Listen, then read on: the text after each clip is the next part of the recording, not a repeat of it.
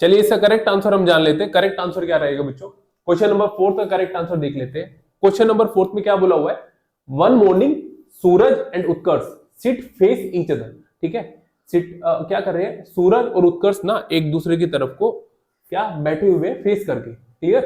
अब क्वेश्चन में क्या बोला हुआ है देखिए, if the shadow of Utkarsh, Utkarsh की shadow falls to the left of Suraj, Suraj के लेफ्ट में गिर रही है, तब आपको क्या बताना है? Then in which direction is Utkarsh facing, Utkarsh किस डायरेक्शन को फेस कर रहा है। राइट?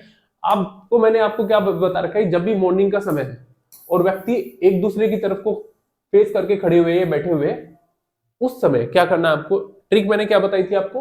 राम राम लीला लिख लेना है, ऊपर राम और नीचे लीला, आर से राम, नीचे से एल से लीला। क्लियर?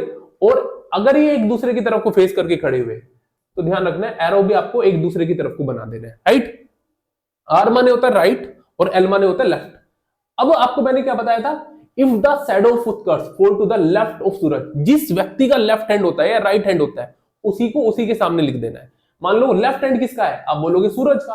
ठीक है, लेफ्ट हैंड किसका है? सूरज का। इनमें से लेफ्ट कौन सा है? ये।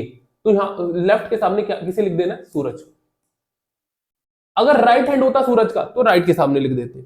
बचा कौन? उत्कर्ष। उत्कर्ष को यहां पे लिख दोगे आप बचे हुए स्थान पे। राइट? अब जिस किसी की भी डायरेक्शन पूछी हुई है आप आंसर कर सकते हो।